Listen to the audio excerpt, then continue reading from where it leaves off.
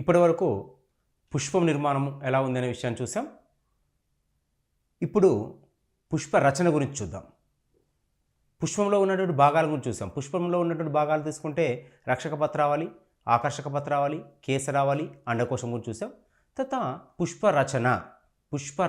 పుష్పరచన పుష్పం మొగ్గ దశలో అందులోని పరిపత్ర భాగాలను అమరి ఉండే విధానాన్ని పుష్పరచన అంటారు.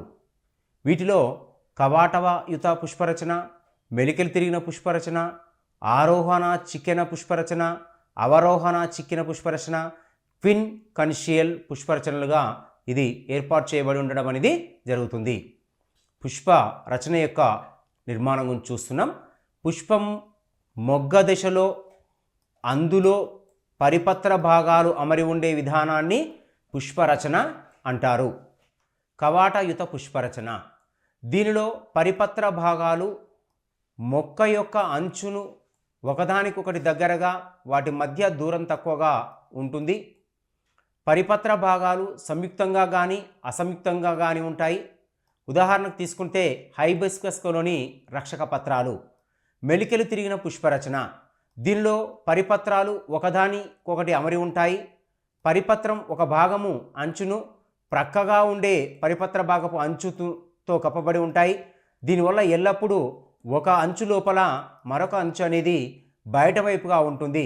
ఉదాహరణకు తీసుకుంటే దతురా, హైబిస్కస్లో ఆకర్షక పత్రావళి.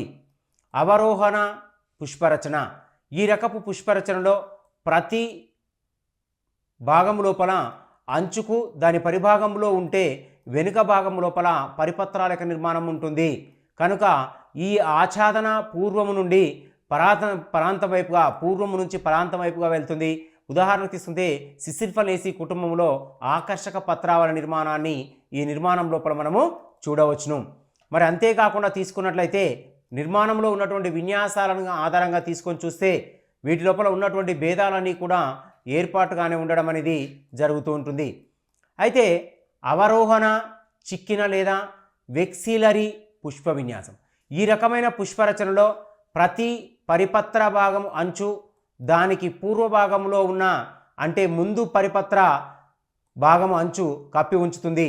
కనుక ఈ ఆచ్ఛాదన పరాంతం నుండి పూర్వాంతానికి ఉంటుంది. ఉదాహరణకు తీసుకుంటే ఫాబేసి కుటుంబంలోని ఆకర్షక పత్రావళి. క్విన్ కన్షియల్, ఇది ఒక రకమైన మెలికలు తిరిగిన పుష్పరచన. దీనిలో రెండు పరిపత్రాల భాగాల అంచులు పూర్తిగా కప్పబడి లోపలికి ఉండి, రెండు పరిపత్ర భాగాల అంచులు కప్పబడికుండా వేరువేరుగా మెలికలు తిరిగి ఉంటాయి. ఒక పరిపత్ర భాగం యొక్క ఒక అంచు లోపలికి రెండవ అంచు మెలికలు తిరిగి ఉండడం అనేది జరుగుతుంది. కాబట్టి ఇలాంటివన్నీ మీసోమియా కథారాన్సిస్లో రక్షక పత్రాలకు దీని ఉదాహరణగా తీసుకోవచ్చు. నెక్స్ట్ పుష్ప భాగాలు నిశ్చిత వర్ణన.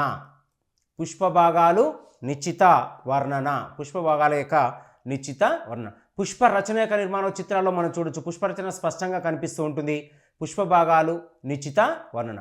రక్షక పత్రావళి, ఆకర్షక పత్రావళి, కేసరావళి, కేసర భాగాలు కేసర దండానికి పరాగ కోశాలకు మధ్య సంలగ్నతతో అతుక్కొని ఉండటాన్ని ఇక్కడ చూసినట్లయితే, మళ్ళీ ఒకసారి చూస్తే పుష్ప భాగ నిశ్చిత వర్ణన, రక్షక పత్రావళి, తర్వాత ఆకర్షక పత్రావళి, తర్వాత కేసరావళి, ఇవన్నీ కూడా ఒకదానికి ఒకటి అతుక్కొని ఉన్నట్లయితే దానిని పరాగ కోశాల మధ్య ఉన్న సంలగ్నతని పుష్ప భాగాలను అతుక్కోవడం అంటాం.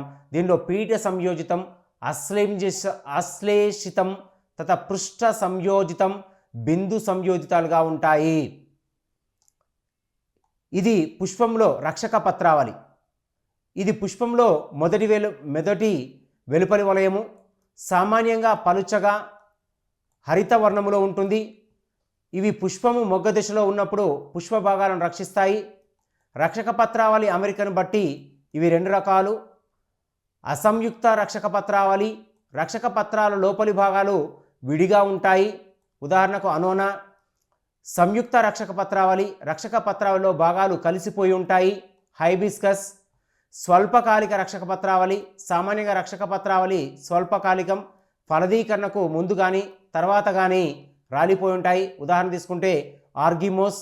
దీర్ఘకాలిక రక్షక పత్రావళి, మొక్కలలో రక్షక పత్రాలు శాశ్వతంగా ఉండి ఫలానికి అంటిపెట్టుకుని ఉంటాయి. వీటిని దీర్ఘకాలిక రక్షక పత్రాలు అంటారు. ఉదాహరణ సోలానం, క్యాప్సికం. ఆకర్షక పత్రావళి, ఇది పుష్పంలో రెండవ వలయం. ఆకర్షక పత్రావళి లోపలి భాగాలను మకుట దళాలు లేదా ఆకర్షక పత్రాలు అంటారు. ఇవి వర్ణయుతంగా ఉండి కీటకాలను ఆకర్షించడం ద్వారా పరాగ సంపర్కానికి పరోక్షంగా తోడ్పాటు అందిస్తాయి. ఆకర్షక పత్రాలు అసమానంగా ఉండి పాలీపెటాలే, సంయుక్తంగా ఉండే గామాపెటాలేగా ఉంటాయి. కేసరావళి, పుష్పంలో ఇది మూడవ వలయం. ఆవశ్యక అంగాలలో వెలుపలి వలయము. ఇవి పురుష పుష్పాల ప్రత్యుత్పత్తి నిర్మాణాలు. వీటిని సూక్ష్మ సిద్ధ బీజాశయ పత్రాలు అంటారు. ఇవి పరాగ రేణువులను ఉత్పత్తి చేస్తాయి. పరాగ రేణువులు లేని కేసరాలను మధ్య వంద్య కేసరాలు అంటారు. ఉదాహరణ తీసుకుంటే కాశియా జాతులు. కేసర భాగాలు తీసుకుంటే కేసరంలో రెండు భాగాలు ఉన్నాయి. ఒకటి కేసర దండం, కాడ వంటి భాగము, ఉబ్బి ఉంచిన అగ్రభాగ పరాగకోశము. తర్వాత తీసుకున్నట్టయితే పరాగనాళాల్లో ఉన్నటువంటి నిర్మాలు కూడా దీనికి ఉదాహరణగా మనం చూడవచ్చు. మరి అంతే విధంగా కాకుండా తీసుకుంటే మరి ఇక్కడ ద్విపాక్షికం అంటాం. పరాగకోశంలో రెండు తమ్మెలు ఉంటాయి. ఈ రెండు తమ్మెలను కలిపి కేసర దండ భాగం లేదా కణజాలంగా సంయోజక కణజాలంగా చెప్పుకుంటాం. ఉదాహరణ దతూరా. ఏకపాక్షికం ఒకే తమ్ములో ఉంటే దాన్ని పరాగకోశం హైబిస్కస్గా చెప్పడం అనేది జరుగుతుంది. మరి ఈ నిర్మాణాలన్నీ కూడా ఒకదానికి ఒకటి ఏర్పాటు ధర్మాన్ని కలిగి ఉండడం అనేది జరుగుతుంది. తర్వాత పీఠ సంయోజితం. కేసరదండం పరాగకోశ పీఠ భాగంతో అతికి ఉంటుంది. ఉదాహరణ దతూరా. అశ్లేషితం. కేసరదండం పరాగకోశం యొక్క వెనుక భాగం అంతా నిలువుగా అతికి ఉంటుంది. ఉదాహరణ నింబోలా. పుష్టిత సంయోజితం. కేసరదండం పరాగకోశం యొక్క వెనుక మధ్య భాగంలో సంలగ్నం చెంది ఉంటుంది. ఉదాహరణ తీసుకుంటే హైబిస్కస్. బిందు పద సంయోజితం. కేసర దండాగ్రము మొనదేలి పరాగకోశం వెనుక మధ్య భాగంలో ఒక బిందువు వద్ద సంలగ్నమై ఉంటుంది. అందువల్ల దీనిని పరాగకోశం ఏ దశలో ఉన్నా తిరిగి తీసుకోవడానికి వీలవుతుంది. ఎగ్జాంపుల్స్ ఉంటే వరైజా సటైవా. కేసరాల పొడవు. కొన్ని పుష్పాలలో కేసరాల పొడవులో తేడా ఉంటుంది. దీన్ని బట్టి రెండు రకాల కేసరాలు కలవు. ఒకటి దీర్ఘ కేసరావళి. కేసరావళిలో 4 కేసరాలలో 2 పొడవు 2 పొట్టవి ఉంటాయి. ఉదాహరణకు ఆస్మిమం. చతుర్థ కేసరావళి. కేసరావళిలో 6 కేసరాలు 2 వలయాల్లో అమరి ఉంటాయి. వెలుపలి వలయములో 2 పొట్టి, లోపలి వలయంలో 2 పొడుగు ఉంటాయి. ఉదాహరణ తీసుకుంటే బ్రాసికా. ఆకర్షక కీలం రకాల గురించి చూస్తున్నాం. కీలం రకాలను చూసడానికి ఇక్కడ పుష్పము ముందు కీలం లోపల ఉన్నటువంటి రకాలని మనకు ముందు చిత్రంలో కనిపిస్తున్నాయి మీకు. సో దాంట్లో చూస్తే కీలం రకాలు తీసుకుంటే కీలం, కీలాగ్రం, తర్వాత కేసరాలు, పరాగరేణులు స్పష్టంగా కనిపిస్తున్నాయి. అండకోశ నిర్మాణం కూడా స్పష్టంగా కనిపిస్తుంది. తర్వాత ఈ భాగాల్లో చూసినట్లయితే మనకు స్పష్టమైన నిర్మాణాలు కనిపిస్తాయి. కీలాగ్రం, ఇది కీలంలో అగ్రభాగంలో ఉంటుంది. ఇది పరాగ సంపర్క సమయంలో పరాగరేణుల్లో స్వీకరిస్తుంది. ఇది ఉత్పత్తి చేయు చక్కెరలు, జిగురు వంటి పదార్థాల సహాయంతో పరాగరేణులు కీలాగ్రం మీద మొలకెత్తడం జరుగుతుంది. కీలం, కీలాగ్రం అండకోశం నిర్మాణం స్పష్టంగా ఈ చిత్రంలో చూడవచ్చు. కీలం కనిపిస్తుంది, కీలాగ్రం కనిపిస్తుంది, అండకోశం అనేది స్పష్టంగా కనిపిస్తుంది. సో నెక్స్ట్ పుష్ప విన్యాసము. పుష్ప విన్యాసం వృంతము పుష్పాల అమరికను వృంతంపై పుష్పాల అమరికలను పుష్ప విన్యాసము అంటారు. వృంతంపై పుష్పాల అమరికను పుష్ప విన్యాసం అంటారు. పుష్పాలను నిర్ణీత క్రమంలో ఏర్పరిచే మార్పు చెందిన ప్రగాఢాన్ని పుష్ప విన్యాస అక్షము లేదా పుష్ప విన్యాస వృంతము అంటారు. పుష్ప విన్యాసాలు ఏర్పడడం అనేది ఆవృత బీజాల యొక్క లక్షణము. పుష్పం లోపల విన్యాసాలు రావడం ఆవృత బీజాల యొక్క ప్రథమ లక్షణంగా చెప్పుకోవచ్చును. ఎందుకంటే అది వృంతాలు ఉంటేనే పనిచేయడం అనేది జరుగుతూ ఉంటుంది. తర్వాత పుష్పం లోపల ఉన్నటువంటి పుష్ప విన్యాసాలు ఉనికిని బట్టి వీటిని 3 రకాలుగా వర్గీకరించారు. శీర్ష లేదా అగ్రపుష్ప విన్యాసము, శీర్ష లేదా అగ్రపుంజ పుష్ప విన్యాసము. సో ఈ విన్యాస ప్రకారంగా తీసుకున్నట్టయితే విన్యాసాలు ప్రకాండము లేదా శాఖల కొన భాగాల నుంచి పుష్ప విన్యాసం ఏర్పడుతుంది. ఉదాహరణకు తీసుకుంటే క్రోటలేరియా క్రోటాన్. రెండవది గ్రీవ పుష్ప విన్యాసము పత్ర గ్రీవాల నుంచి ఏర్పడుతుంది. ఉదాహరణకు తీసుకుంటే డాలికస్. తత మధ్యస్థ పుష్ప విన్యాసము కనుపు మధ్యమాలపై ఏర్పడుతాయి. ప్రగాఢ పురుషోత్పత్తి అనేది జరుగుతుంది. ముదిరిన కాండంపై పుష్పాలు ఏర్పడతాయి. పుష్ప విన్యాస రకాలు పుష్ప విన్యాసంలో రకాలను కానీ చూసినట్టయితే మనకు స్పష్టంగా వస్తాయి.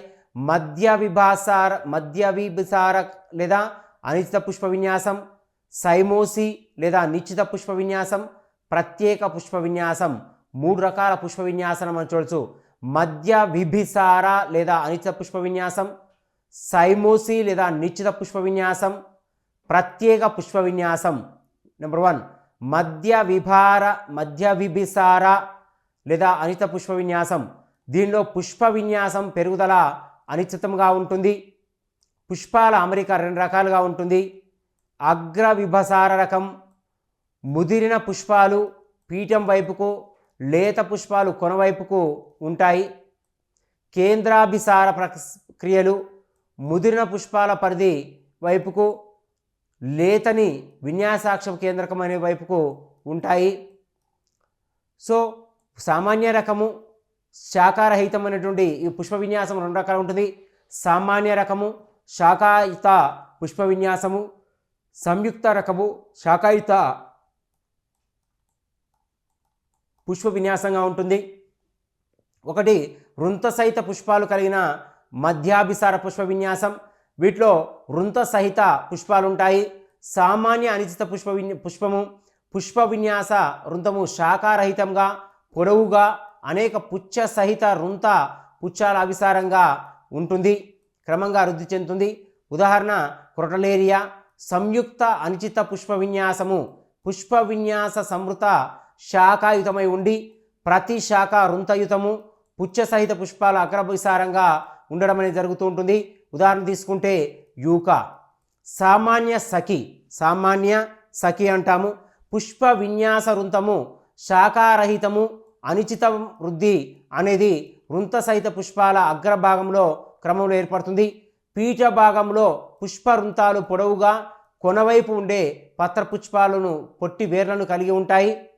స్థానంలో ఉద్భవించినప్పటికీ అనేక పుష్పాలు అగ్రభాగంలో ఒకే మట్టంలో ఉంటాయి. ఉదాహరణకు తీసుకుంటే గైనాన్ డ్రాప్సిస్ కాసియా. సంయుక్త సమశిఖి పుష్ప విన్యాస వృంతము సంయుక్తమై ఉండి ప్రతి శాఖ మీద ఒక సామాన్య గుచ్చము నుండి ఉత్పత్తి చేస్తుంది. ఇలా ఉత్పత్తి చేసేటటువంటి దాన్ని బ్రాసికా ఒలేరేసియా రకం, బ్రోటీన్ అంటాము, లేదంటే కానీ క్యాలీఫ్లవర్ అని చెప్పడం అనేది జరుగుతుంది. ఈ రకమైన నిర్మాణాలు అనేవి మనకు పుష్పం యొక్క నిర్మాణం లోపల కనపడడం అనేది జరుగుతుంది. మరి పుష్ప నిర్మాణం లోపల తీసుకున్నట్టయితే మరి పుష్ప విన్యాస వృంతము కలిగి ఉండడం వలన ఉబ్బి ఆహార పదార్థాలను నిల్వ చేసుకుంటుంది. ఫైరస్ మూలస్ యాపిల్గా మనకు కనిపిస్తూ ఉండడం అనేది జరుగుతుంది. మరి పుష్ప నిశ్చిత విన్యాసంలో తీసుకున్నట్టయితే మనకు ప్రత్యేక నిర్మాణాలు అనేవి కనిపిస్తూ ఉంటాయి. ఈ సైమోసితో పాటుగా సామాన్య గుచ్చం చూసినట్టయితే పుష్ప విన్యాస వృంతము కుదించబడి శాఖారహితంగా ఉంటుంది. అనేక వృంతయుత పుచ్చ సహిత పుష్పాలు దీన్ని అగ్రభాగం నుండి గుత్తులుగా ఏర్పడతాయి. పుష్పాలు కేంద్రాభిసార క్రమంలో కనిపిస్తాయి. పీఠ భాగంలో పుష్పాలన్నీ కలిసి లఘు పరిచక్ర పుచ్చాలుగా మారతాయి. ఉదాహరణ తీసుకుంటే ఆలియం సీసా. సంయుక్త గుచ్చం పుష్ప విన్యాస వృంతము శాఖాయుతమై ఉండి ప్రతి శాఖ కొనభాగంలో ఒక సామాన్య నచిత అనేది ఉంటుంది.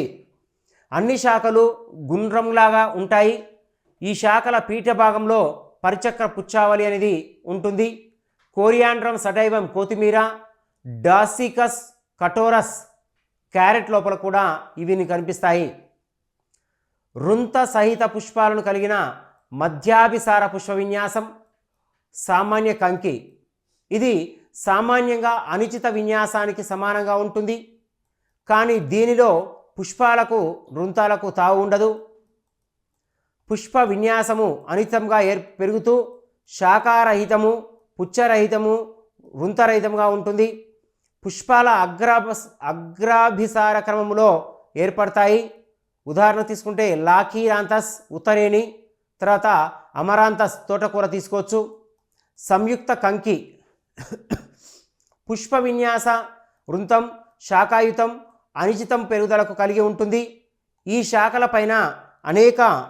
శాఖలపైన అనేక రకాలైనటువంటి నిర్మాణాలు అనేవి ఏర్పాటు కావడం అనేది జరుగుతూ ఉంటుంది. తర్వాత రాకిల్లా, చిన్న కంకి అక్షాన్ని రాకిల్లా అంటారు. తుషాలు, రాకిల్లాపై ఉద్భవించే పుష్పాలను తుషాలు అంటారు. వంద్య తుషాలు పీఠ భాగంలోని పుష్పాలను ఏర్పరుస్తాయి కాబట్టి వీటిని వంద్య తుషాలు అంటారు.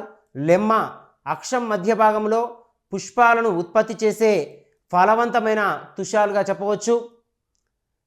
ఫెలియా పుష్పాలలో క్షీణించిన లఘుపుచ్చాలు లేదా పుష్ప చక్రాలు ఉంటాయి, వీటిని ఫెలియాలు అంటారు.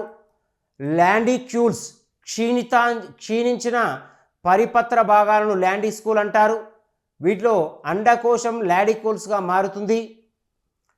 ఈ రకమైన పుష్ప విన్యాసం సాధారణంగా పోటీకి జరిగేటువంటి పోయేసి కుటుంబం లోపల మొక్కల్లో ఇది ఏర్పడుతుందని చెప్పవచ్చును.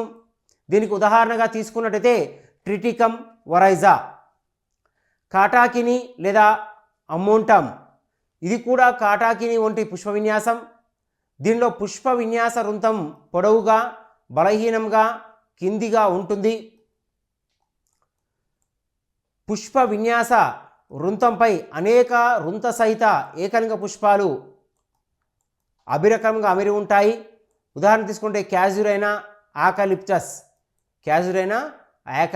యూకలిప్టస్ అని చెప్పడం అనేది జరుగుతుంది. మరి ఈ క్యాజురైనా యూకలిప్టస్లో తీసుకున్నట్టయితే ప్రత్యేకమైన నిర్మాణాలు అనేవి మనకు కనిపిస్తాయి. తర్వాత తీసుకున్నట్టయితే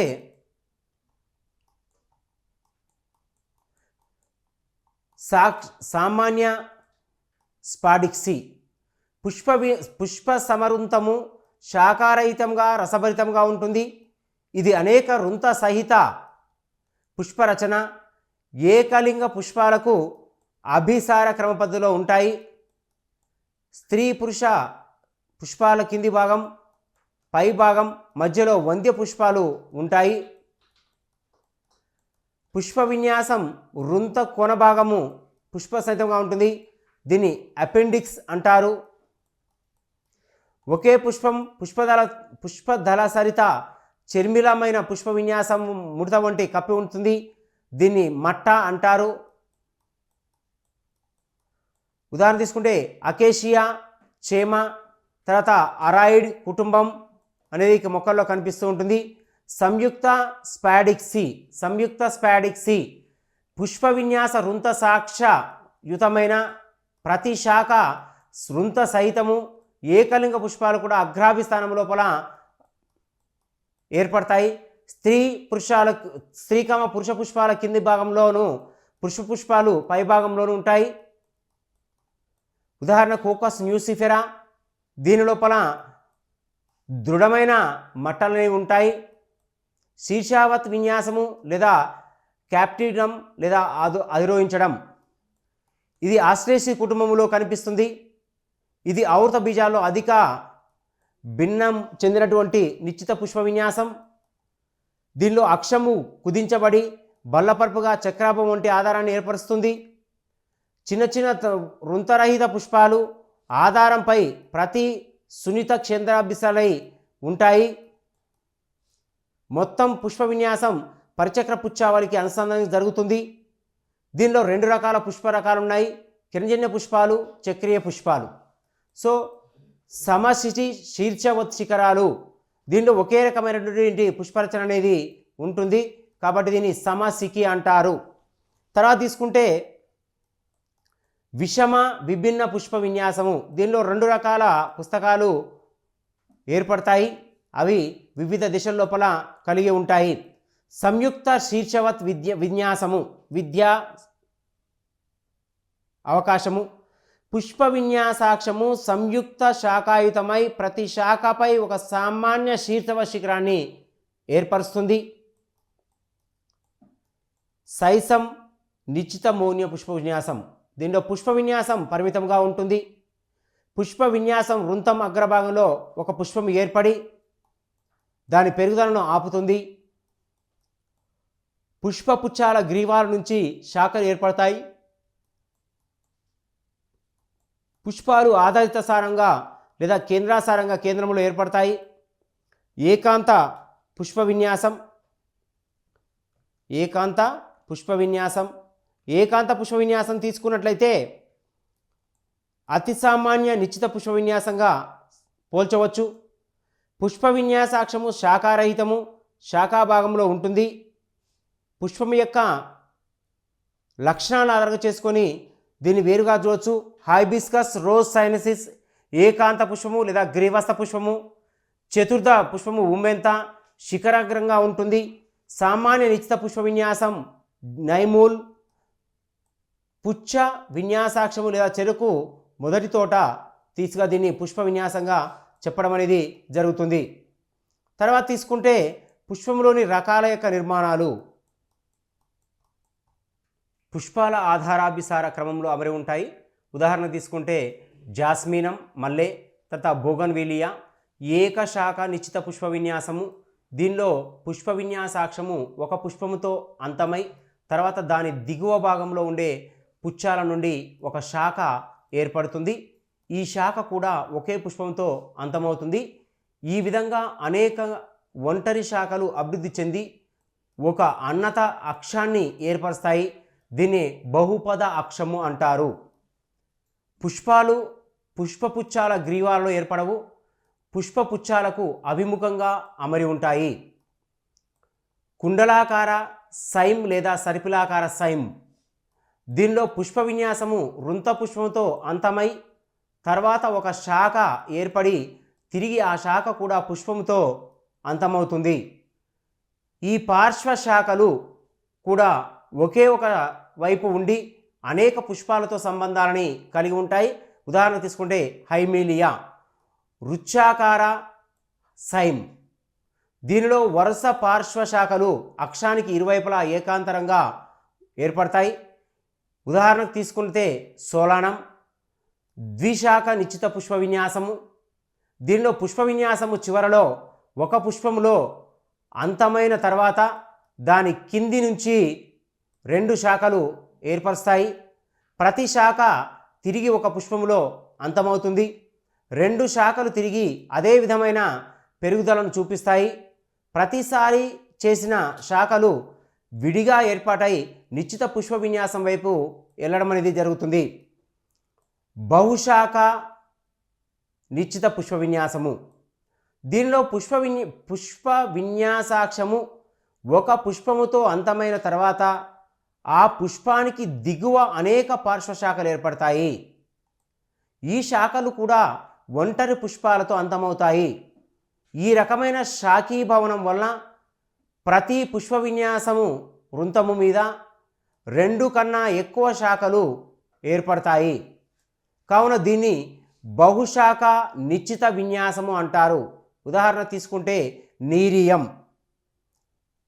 తర్వాత ప్రత్యేక పుష్ప విన్యాసాలు. ప్రత్యేక పుష్ప విన్యాసాలు.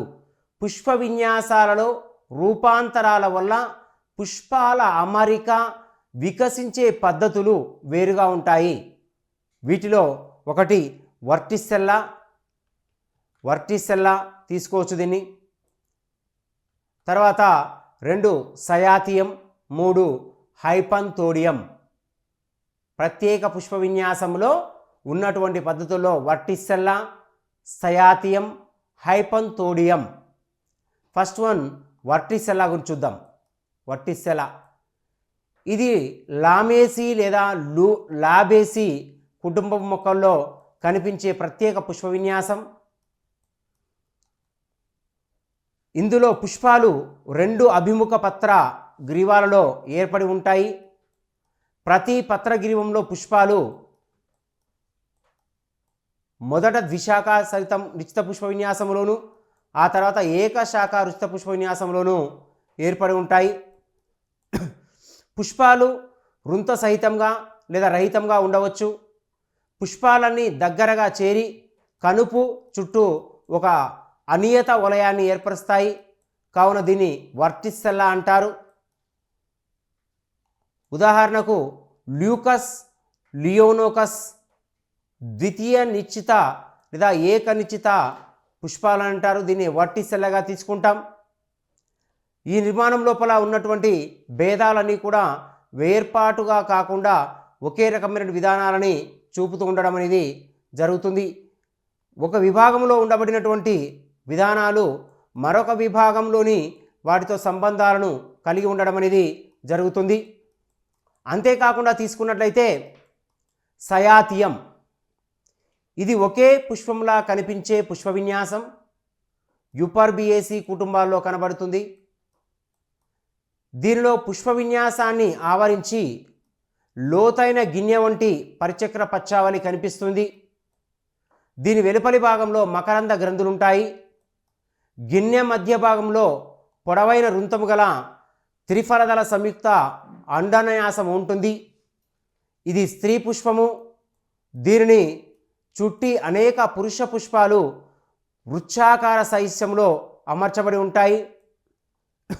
ప్రతి పురుష పుష్పము ఒక్కొక్క వృంతము కేసరాన్ని పోలి ఉంటుంది. స్త్రీ పుష్పాలు పరిపత్రాలను రహితాలుగా ఉంటాయి. పుష్పాలన్నీ కేసర ప్రసారంలో అమర్చబడి ఉంటాయి. ఉదాహరణకు యుఫర్బియా, పాయిన్స్టేనియాగా చూడవచ్చు. మూడోది హైపంతోడియం, ఇది ఒక ఫలాన్ని పోలిన వృంత విన్యాసం. దీనిలో పుష్ప విన్యాసాక్షము సంక్లిష్టమై ఉబ్బి రసవంతమై గిన్నె వంటి నిర్మాణాన్ని కనిపిస్తుంది. ఈ గిన్నె లోపల కవచంపై అనేక సూక్ష్మమైన వృంత ఏకలింగ పుష్పాలు ఉంటాయి, అభివృద్ధి చెందుతాయి.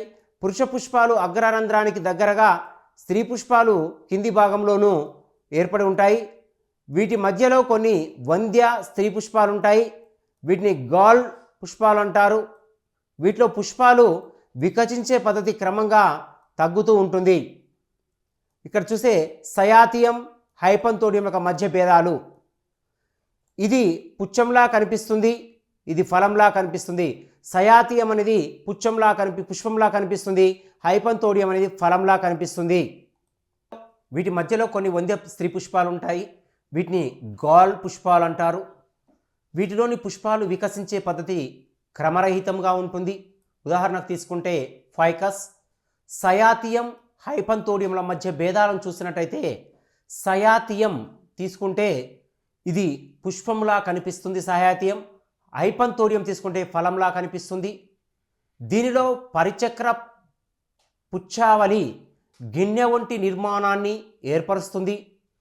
దీనిలో పుష్ప విన్యాసాక్షము గిన్నె వంటి నిర్మాణాన్ని ఏర్పరుస్తుంది. దీని వెలుపల మకరంద గ్రంథులు ఉంటాయి. హైపంతోడియంలో ఎలాంటి మకరంద గ్రంథులు అనేవి ఉండవు. దీనిలో స్త్రీ అనేక పురుష పుష్పాలు ఉంటాయి. అనేక స్త్రీకామ పురుషకామ గల్ప్ పుష్పాలు ఉంటాయి. పుష్పాలు పరిపత్ర రహితాలు, పుష్పాలు పరిపత్ర సహితాలు. పుష్పాలు కేంద్రాపసార క్రమంలో కనిపిస్తాయి. పుష్పాలు వికసించే పద్ధతి నిర్ణీత క్రమంలో ఉండవు. ఈ విధంగా పుష్ప నిర్మాణ విన్యాస భేదాలనేవి వేరువేరు ధర్మాలను కలిగి ఉండడం అనేది జరుగుతూ ఉంటుంది. ఈ నిర్మాణాలలో తీసుకున్నట్లయితే మరి వీటి యొక్క భేదాలను కానివ్వండి, వీటి యొక్క నిర్మాణాలను కానీ చూసినట్లయితే మరి సహాయతీయంలో కానివ్వండి, వర్టిసెల్లాలో కానివ్వండి ప్రత్యేక విన్యాసాలు అనేవి మనకు కనిపిస్తున్నాయి. పుష్ప విన్యాస రకాల్లో చూసినట్లయితే మనం చెప్పుకున్నాం ఇంతకి మధ్యాభిసార లేదా అనిశ్చిత పుష్ప విన్యాసం అని, సైమోసి లేదా నిశ్చిత పుష్ప విన్యాసం అని, ప్రత్యేక పుష్ప విన్యాసం అని. పుష్ప విన్యాస రకాలు ఎన్ని? 3 రకాలు.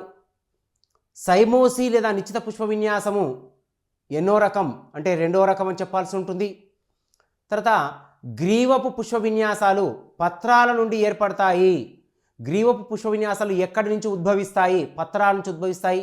గ్రీవపు పుష్ప విన్యాసాలకు ఉదాహరణలు ఏంటి అంటే డాలికస్. మధ్యాంతస్థ పుష్ప విన్యాసము అంటే కాండపు మధ్య భాగం నుంచి ఏర్పడినట్టయితే మధ్యాంతస్థ పుష్ప విన్యాసం అంటారని గుర్తుపెట్టుకోవాలి. మరి ఇక్కడ తీసుకొచ్చుండి పుష్ప నిర్మాణం లోపల తీస్తే క్వశ్చన్ ఎట్లా అడుగుతాడంటే ఇక్కడ పుష్పం యొక్క అండంలో అయితే అండ నిర్మాణం అయితే ఏదైతే నిర్మాణం ఉందో చిత్రం కనిపిస్తుంది. అండ నిర్మాణం యొక్క బొమ్మ ఇచ్చి పై భాగంలో ఒక అండర్లైన్ చేసి దీనిని ఏమంటారు అని క్వశ్చన్ అడుగుతాడు. అంటే అక్కడ బొమ్మ ఇస్తాడు, బొమ్మ దగ్గర ఒక గుర్తు పెట్టి ఆ గుర్తుని ఏమంటారు అని అడుగుతాడు. ఎగ్జాంపుల్గా తీసుకుంటే మనకు కనిపించే చిత్రం లోపల తీసుకుంటే కూజాకారంలో కనిపించేటటువంటి కీలాగ్రము కీలము అండకోశ నిర్మాణం లోపల తీసుకుంటే పై భాగం లోపల ఒక గిర్రిస్తాడు ఇచ్చేసి కింద కీలము కీలాగ్రము అండకోశము ఫలదళాలు తర్వాత అండాంత కణజాలము అండము ఇట్లా వచ్చేసి మళ్ళీ కింద ఏం చేస్తాడంటే ఏ కీలాగ్రము, బి కీలము కీలాగ్రము, సి అండకోశము, డి ఇచ్చేసి ఏ అన్నీ అంటాడు. కన్ఫ్యూజ్ కావాల్సిన అవసరం లేదు. అంటే చిత్రము ఏంటి? అండముకు పై భాగంలో ఉద్భవించిన నాళాన్ని కీలము అంటాం. కీలం పైన ఉన్నటువంటి అగ్రభాగాన్ని కీలాగ్రము అంటాం. కీలాగ్రం పైనే పరాగరేణువులు అనేవి పడి కీలము లోపలికి చేరి కీలము ద్వారా ప్రయాణము చేసి ఫలదీకరణం లోపల మనకు ఫలం అనేది ఏర్పడుతుంది. ఇది మనకు జరిగేటటువంటి ఫలంలో ఉన్నటువంటి విధానాలు. మరి ఇక్కడ క్వశ్చన్ ఈ రకంగా అడగడానికి అవకాశం ఎక్కువ ఉంటుంది. ఇంకొకటి ఏంటంటే చూడండి, పుష్పం యొక్క చిత్రం ఇస్తాడు. పుష్ప చిత్రం ఇచ్చి దాంట్లో పరాగ రేణువులు ఎక్కడ ఉన్నాయని గుర్తిస్తాడు. మనకు పరాగ రేణువులు ఉంటాయి, కీలాగ్రం ఉంటాయి. అక్కడ గ్యాస్ట్రిక్ పరాగ రేణువుని గుర్తించుకోవాల్సినటువంటి అవసరం ఉంటుంది. తర్వాత ఈ ఏవైతే అండన్యాసము అంటున్నాం, అండన్యాసము అంటే ఏంటి? అండాశయములో అండాలు అమరి ఉండేటటువంటి భాగాన్ని అండన్యాస స్థానము అంటాం. అండన్యాస స్థానం ఎక్కడ ఉంటుందంటే పుష్పంలో ఉబ్బిన భాగంలో ఉంటుంది. పుష్ప వృంతం పైన ఉబ్బిన భాగం లోపల అండన్యాస స్థానం అనేది మనకు కనిపిస్తూ ఉంటుంది. అసంసంజనము అంటే ఏంటిది? పుష్పములోని కేసరాలు పుష్పంలోని ఇతర భాగాలకు రక్షణ పత్రావళిని కల్పిస్తే దాని అసంసంజనము అంటారు. తర్వాత కేసరాల సంసంజనము ఎన్ని రకాలుగా ఉంటుంది? కేసరాల సంసంజనము 3 రకాలుగా ఉంటుందనే విషయాన్ని చెప్పాలి. పొడవును బట్టి కేసరాలని ఎన్ని రకాలుగా వర్గీకరించారు? పొడవును బట్టి కేసరాలను 2 రకాలుగా, ఒకటి ద్విదీర్ఘ కేసరావళి, 2 చతుర్థ దీర్ఘ కేసరావళి అని చెప్పుకోవడం అనేది జరుగుతుంది. పుష్పంలో నిశ్చిత భాగాలేంటివి, అనిశ్చిత భాగాలేంటివి, దాని యొక్క విన్యాసాలు ఎట్లా ఉన్నాయి, ఏ రకంగా ఉన్నాయనేటువంటి ఖచ్చితంగా గుర్తుపెట్టుకోవాల్సినటువంటి అంశము. మరి ఇక్కడ ఈ గ్రీవ పుష్పాలు కానివ్వండి, మరి ప్రత్యేక పుష్పాలు కానివ్వండి తీసుకుంటే పుష్ప విన్యాసాల రూపాంతరాల వల్లనే జరిగిందనే విషయాన్ని ఇక్కడ గుర్తుంచుకోవాలి. ప్రత్యేక పుష్ప విన్యాసాలలో తీసుకుంటే వర్టిసెల్లా అంటే సేమ్ నాఫంతిస్ మొక్క మాదిరిగానే ఉంటుంది, కానీ అది కాదు. తర్వాత సయాతియం గురించి ప్రత్యేక లక్షణాలు కలిగి ఉండే మొక్క ఇవి. తర్వాత హైపంతోడియాలు, ఇవన్నీ కూడా ప్రత్యేక జాబితాలో చేర్చబడినటువంటి మొక్కలుగానే మనం తీసుకోవచ్చు. మరి హైపంతోడియం లోపల తీసుకున్నట్లయితే ఈ రెండింటి మధ్య భేదాలు అనేవి వేరువేరుగానే మనకు కనిపించడం అనేది జరుగుతుంది. ఈ భేదాల యొక్క సారూప్యాలు అనేవి ఒకే నిర్మాణంతో కాకుండా అనేక నిర్మాణాలతో ఏర్పాటుని కలిగి ఉంటాయి. ఈ ఏర్పాటు అనేది ఒకే విధంగా ఉండదు. ఇది మనకు పుష్పంలోని భాగాలు, పుష్పం యొక్క నిర్మాణము. తర్వాత హైపంతోడియం ఎలా కనిపిస్తుంది? ఇది ఒక ప్రశ్న తీసుకున్నట్లయితే హైపంతోడియం ఎలా కనిపిస్తుంది? ఫలంలా కనిపిస్తుంది. అంటే ఫలం ఏ విధంగా అవుతుందో ఆ విధంగా కల్పించే భాగాన్ని హైపంతోడియం అంటాము. తర్వాత నెక్స్ట్ తీసుకుంటే సయాతియం ఏ రకంగా కనిపిస్తుంది? సయాతియం అనేది పుష్పంలాగా కనిపిస్తుంది. సయాతియం ఏ ఆకారంలో ఉంటుంది? సయాతియం అనేది పుష్పంలాగా కనిపిస్తుంది. హైపంతోడియం ఏ రకంగా కనిపిస్తుంది? హైపంతోడియం ఫలములా కనిపిస్తుంది. సో హైపంతోడియములో ఉండనటువంటివి ఏమిటి? హైపంతోడియం లోపల మకరంద గ్రంథులు అనేవి ఉండవు. స్త్రీ అనేక పుష్పాలు ఉండేటటువంటిది ఏంటిది? సయాతియం. సో మరి అదేవిధంగా తీసుకున్నట్టయితే మరి పుష్పాల లోపల ఇంకా ఏమైనా ప్రశ్నలు అడగడానికి అవకాశం ఉంది అంటే ఇంకా వివిధ రకాలైన ప్రశ్నలు అడగడానికి అవకాశం ఎక్కువగా ఉంది. దీంట్లో ముఖ్యంగా ఏంటంటే అండన్యాస స్థానం పైన ఎక్కువగా అడుగుతా. అండకోశము పుష్పంలో ఎన్నో భాగము అని అడగవచ్చును. అండకోశం తీసుకుంటే పుష్పంలో 4వ భాగంలో పుష్పం యొక్క 4వ నిర్మాణంలో ఉండేటటువంటి భాగము ఏమిటి? అండకోశము. అండకోశము లోపల అండాలు ఉండే స్థానాన్ని ఏమంటారు? అండన్యాస స్థానము అంటారు. అండకోశంలో అండాలు ఉండే స్థానాన్ని ఏమంటారు? అండన్యాస స్థానం అంటారు. స్థూల సిద్ధ బీజాలు, సూక్ష్మసిద్ధ బీజాలు ఏ విధంగా ఏర్పడుతున్నాయి అండం లోపల అనేటువంటి ప్రశ్న కూడా అడగడానికి అవకాశం ఎక్కువగా ఉంటుంది. తర్వాత తీసుకున్నట్టయితే మరి ఫలము ఫలదళాలతో కంటే ముందు కూడా మనము పుష్ప విధానాల గురించి చూసాం. ప్రత్యేక పుష్ప విన్యాసాలు ఏమిటంటే వర్టిసెల్లా, సయాతియం, హైపంతియం అనేటటువంటివి అన్నీ కూడా దీనికి ఉదాహరణలుగా తీసుకొచ్చిన విషయాన్ని స్పష్టంగా చెప్పగలగాలి. అదే కాకుండా తీసుకుంటే మరి ఇక్కడ కేసరావళి యొక్క పొడవు కానివ్వండి, అండకోశం యొక్క పొడవు కానీ పుష్పరచన లోపల మార్పులు అనేవి ఉంటాయి, పాక్షికమైన నిర్మాణాన్ని చూపుతాయనే విషయాన్ని గుర్తుపెట్టుకోవాలి. తర్వాత సంపూర్ణ పుష్పం అంటే ఏమిటి? 2 పరిపత్ర వలయాలైన కేసరావళి అండకోశాన్ని కలిగి ఉంటే దాన్ని సంపూర్ణ పుష్పం అంటాం. కేసరావళి అండకోశం 2 ఉన్న పుష్పముని ఏమంటామంటే సంపూర్ణ పుష్పము అంటాము. ఎందుకంటే ఇక్కడ కేసరావళి అండకోశం 2 తీసుకుంటే కేసరావళి ఏమో దానిపైన అండం పైన పెరిగే భాగము, అండకోశం అనేది తీసుకున్నట్టయితే స్త్రీ భాగం, అంటే స్త్రీ పుష్ప సంయోగాలు 2 కలుస్తాయి కాబట్టి దీన్ని సంపూర్ణ పుష్పంగా తీసుకోవడం జరుగుతుంది. ఈ రకంగా ప్రశ్నలు అనేవి రావడానికి అవకాశం ఎక్కువగా ఉంటుంది. అందుకని ఇక్కడ ఇంకోటి చూడండి, కీటకాహార మొక్కలు ఏమిటి? కీటకాహార మొక్కలు ఏమిటి అంటే ఏంటంటే చూడండి, నెపంతిస్ అనేది కీటకాహార మొక్కగా మనం తీసుకోవచ్చు. ఇంకా ఏంటంటే యుట్రిక్లేరియా కూడా కీటకాహార మొక్కగా మనం తీసుకోవడానికి అవకాశం అనేది ఎక్కువగా ఉంటుంది. మరి నిర్మాణాల యొక్క తేడాలు ఏ విధంగా ఉన్నాయి, త్రిదళ సంయుక్త బీజాలు ఏ విధంగా ఉన్నాయి, హస్తాకార ఈనెల వ్యాపారం ఏ విధంగా ఉంది అనే విషయాన్ని చూసినట్టయితే వేరువేరు లక్షణాలని, వేరువేరు యొక్క అంశాలని మనం ఇక్కడ చూడవచ్చు. ఈనెల వ్యాపారంలో చూసినట్టయితే ఈనెల వ్యాపారంలో స్పష్టమవుతుంది. ఈనెల వ్యాపారము మనకు స్పష్టంగా పర్ఫెక్ట్గా ఉండే విధంగా చూస్తున్నట్టయితే మనకు వాటి యొక్క నిర్మాణాలు కూడా మనకు వేరుగానే కనిపిస్తూ ఉంటాయి. మరి ఈ రూపాంతరాల్లో నురితీగలు కానివ్వండి, పిలక మొక్కలు కానివ్వండి, వాటి యొక్క విభజనలు కానివ్వండి, అవన్నీ కూడా స్పష్టంగా చూసుకోవాల్సినటువంటి అవసరం అనేది ఎక్కువగా ఉంటుంది. ఇది పుష్పరచనతో పాటుగా పుష్పంలోని నిర్మాణాలని, కేసరాలని, కేసరదండాలని, అండన్యాస స్థానాన్ని, వాటి యొక్కలో ఉండబడిన విధానాల గురించి మనం ఈ క్లాస్లో చూసాం. తర్వాత క్లాస్ లోపల చూసినట్టయితే మరి వాటి యొక్క నిర్మాణం ఎట్లా ఉంది అంటే ఫలాలు ఏంటివి అంటే ఇప్పుడు మనం చేసాం మొక్కల యొక్క బాహ్య నిర్మాణం చూసాం, అంతర్నిర్మాణం చూసాం, తర్వాత కాండము చూసాం. తర్వాత ఒక రైతు ఆలస్యంగా పండే టమాటాలు సహజమైన పదార్థాలకు భిన్నమైన పదార్థాలు కలిగిన పుష్పాలను ఇచ్చే పంటలను సాగు చేయదలిచాడు. అతనికి ఏ సాంకేతిక పరిజ్ఞానం తోడవుతుంది? ఏ ఉత్పరివర్తనాలు, బి క్లోనల్ వర్ణము, సి పరాగ సంపర్కము, డి జెన్యూస్ ఇంజనీరింగ్.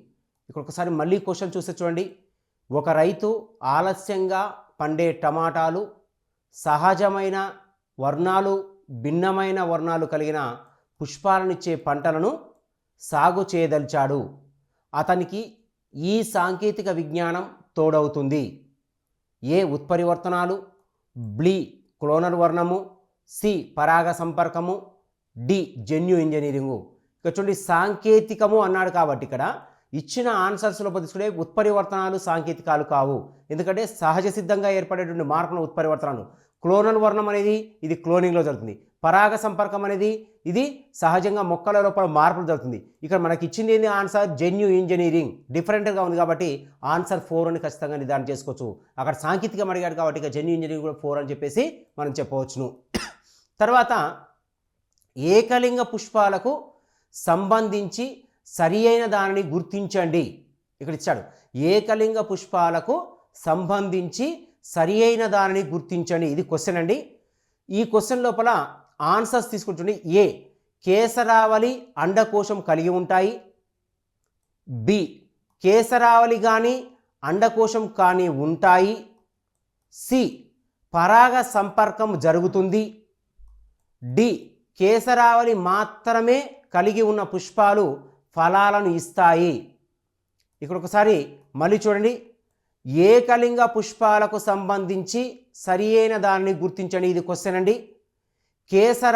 కేసరావళి అండకోశం కలిగి ఉంటాయి, బి కేసరావళి కానీ అండకోశం కానీ ఉంటాయి, సి పరాగ సంపర్కం జరుగుతుంది, డి కేసరావళి మాత్రమే కలిగి ఉన్న పుష్పాలు ఫలాలు ఉంటాయి. ఇక్కడ చూడండి, ఇక్కడ ఏమన్నాడు ఏకలింగ పుష్పాలు. ఏకలింగ పుష్పాలు అంటే కేవలం కేసరావళి కానీ అండకోశం కానీ ఏదో ఒకటి మాత్రమే ఉంటుంది. అలా ఉంటే దాన్ని ఏకలింగ పుష్పాలు అంటాం. కేసరావళి అండకోశం రెండు ఉంటే ద్విలింగ పుష్పాలు అంటాం. దాంట్లో ఏం జరుగుతుందంటే ఆత్మపరాగ సంపర్కం జరుగుతుంది, పరపరాగ సంపర్కం జరుగుతుంది. అండకోశం కేసరావళి రెండు ఉంటే ఆత్మపరాగ సంపర్కం జరుగుతుంది. ఇక్కడ ఏమంటున్నాం మనము, ఏకలింగ పుష్పాలు అంటే ఒకే రకమైనటువంటి పుష్పాలు ఉండాలి. ఉంటే కేసరావళి ఉండాలి, ఉంటే అండకోశమైన ఉండాలి. అలా ఉండడాన్ని మనం ఏకలింగ పుష్పాలు అంటాము. ఇంకొక క్వశ్చన్ చూసి చూడండి. శాకీయ ప్రత్యుత్పత్తిలో మొక్కలు ఈ క్రింది భాగాల నుండి మాత్రమే కొత్త మొక్కలను ఉత్పత్తి చేస్తాయి. మళ్ళొకసారి క్వశ్చన్ వినండి. శాకీయ ప్రత్యుత్పత్తిలో మొక్కలు ఈ క్రింది భాగాల నుండి మాత్రమే కొత్త మొక్కలను ఉత్పత్తి చేస్తాయి. ఏ కాండము, పుష్పము, ఫలము. బి కాండము, ఆకులు, పత్రాలు, ఫలము. సి కాండము, వేరు, పుష్పము. డి కాండము, వేరు, ఆకులు. మరొకసారి ఆన్సర్ చూడండి. శాకీయ ప్రత్యుత్పత్తిలో మొక్కలు ఈ కింది భాగాల నుండి మాత్రమే కొత్త మొక్కలను ఉత్పత్తి చేస్తాయి. ఏ కాండము, పుష్పము, ఫలము. బి కాండము, ఆకులు, ఫలము. సి కాండము, వేరు, పుష్పము. డి కాండము, వేరు, ఆకులు. ఇక్కడ కాండము, వేరు, ఆకులు అనేవి కొత్త మొక్కలు ఉత్పత్తి చేయడానికి ఉపయోగపడతాయి కాబట్టి ఇక్కడ ఆన్సర్ అనేది డి తీసుకోవాలి. తర్వాత ఇంకొక క్వశ్చన్ చూడండి. కిరణజన్య సంయోగ క్రియలో జరగని ప్రక్రియ. ఒకసారి బాగా వినండి. కిరణజన్య సంయోగ క్రియలో జరగని ప్రక్రియ చూడండి. ఇక్కడ కార్బన్ డయాక్సైడ్గా ఆక్సీకరణము చెందడము. ఏ కార్బన్ డయాక్సైడ్గా ఆక్సీకరణము చెందడము. బి కాంతి శక్తి రసాయనిక శక్తిగా మార్చడము. బి కాంతి శక్తి రసాయనిక శక్తిగా మార్చడం. సి కాంతి శక్తి గ్రహించబడము. డి కార్బన్ డయాక్సైడ్ కార్బోహైడ్రేట్స్గా క్షయాకరణము చెందడము. కార్బన్ డయాక్సైడ్ కార్బోహైడ్రేట్స్గా క్షయాకరణం చెందడము. ఇక్కడ ఏంటంటే చూడండి, ఆన్సర్ వచ్చేసి ఒక ఏ. ఎందుకంటే చూడండి, ఇక్కడ కార్బన్ డయాక్సైడ్గా ఆక్సీకరణం చెందుతుంది కిరణజన్య సంయోగక్రియ. ఎందుకంటే కార్బన్ అనేది ఆక్సిజన్తో సంయోగం చెంది కార్బన్ డయాక్సైడ్గా మారి వాతావరణంలోనికి విడుదల చేయడం అనేది జరుగుతుంది. అంటే అదేవిధంగా తీసుకొచ్చండి. మొక్కల పెరుగుదల నిరోధక పదార్థం ఏంటి? మొక్కల్లో పెరుగుదల నిరోధక పదార్థం ఇప్పుడు ఇంతవరకు చెప్పుకున్న దాంట్లో మొక్కల పెరుగుదల నిరోధక పదార్థం అబ్సైసిక్ ఆమ్లం, సైటోకైనిన్లు, ఇథైలిన్ జిబ్బరెలిన్. ఇక్కడ మొక్కల పెరుగుదల నిరోధించే పదార్థం ఏంటంటే అబ్సైసిక్ ఆమ్లం, ABA అబ్సైసిక్ ఆమ్లం అంటారు. ఈ రకంగా అనేక రకాలైనటువంటి ప్రశ్నలు అనేవి ఏ రకంగా అడిగినా అభ్యర్థులు వాటిని కంటిన్యూషన్గా చేసేందుకు సిద్ధంగా ఉండాల్సినటువంటి అవసరం ఉంటుంది. మరి ఇక్కడ నిర్మాణం లోపల తీసుకుంటే ఏ ఒక్కటి కూడా మనకు ఇది కాదు, ఇది అవసరం లేదు అనుకునే విధంగా కాదు. ప్రతి ఒక్క అంశాన్ని కూడా స్పష్టంగా మనం తీసుకోవాల్సినటువంటి అవసరం ఉంటుంది. మరి ఫల నిర్మాణంతో పాటుగా తీసుకుంటే వాటి లక్షణాలు ఎలా ఉంటాయి, వాటి నిర్మాణాలు ఎలా ఉంటాయి కూడా మనము స్పష్టంగా మనం చూడడానికి అవకాశం అనేది ఎక్కువగా ఉంటుంది. మరి నిర్మాణాలతో పాటు తీసుకుంటే మరి ఇక్కడ ప్రత్యేక పుష్ప విన్యాసాలు అన్నాం. ప్రత్యేక పుష్ప విన్యాసంలో తీసుకుంటే ఏ విధంగా ఉంటుంది అనడానికి కూడా ప్రశ్న అడగడానికి అవకాశం ఉంది. ప్రత్యేక పుష్ప విన్యాసం లోపల తీసుకుంటే పుష్పంలో రూపాంతరాలు ఏర్పడతాయి. ఈ రూపాంతరాల లక్షణాలు కూడా ఒకే రకంగా కాకుండా వేరువేరు ధర్మాలను చూపించుతూ ఉండడం అనేది జరుగుతూ ఉంటుంది. ఇది మనకు పుష్పం లోపల ఉన్నటువంటి నిర్మాణాలు, వాటి యొక్క భాగాలు, వాటిలో ఉండబడిన విధానాలు మరి చూడవచ్చు. మరి ఫలాల యొక్క నిర్మాణాలు ఎట్లా ఉంటాయి, మరి పుష్పం అనేది ఏర్పడినప్పుడు పుష్పం ఫస్ట్ పత్రము తర్వాత శాఖీయ భాగాలు తర్వాత పుష్ప నిర్మాణం చూసాం. పుష్పం అనేది ఏర్పడినప్పుడు ఆ పుష్పం అనేది మనకు తిరిగి విత్తనంగా మారుతుంది. విత్తనం అనేది ఫలంగా మారుతుంది. ఫలాల లోపలి భాగం లోపలనే మనకు విత్తనాలు అనేవి ఏర్పాటు కావడం అనేది జరుగుతుంది. ఈ రకంగా మనకు అనేక విన్యాసాలు, అనేక ధర్మాలన్నీ కూడా ఏర్పాటుగా ఉంటాయి. ఇది పుష్పం యొక్క నిర్మాణము. తర్వాత ఫల నిర్మాణాలు ఎలా ఉన్నాయి, ఫలం ఎలా ఉందనేది తర్వాత క్లాస్లో చూద్దాం.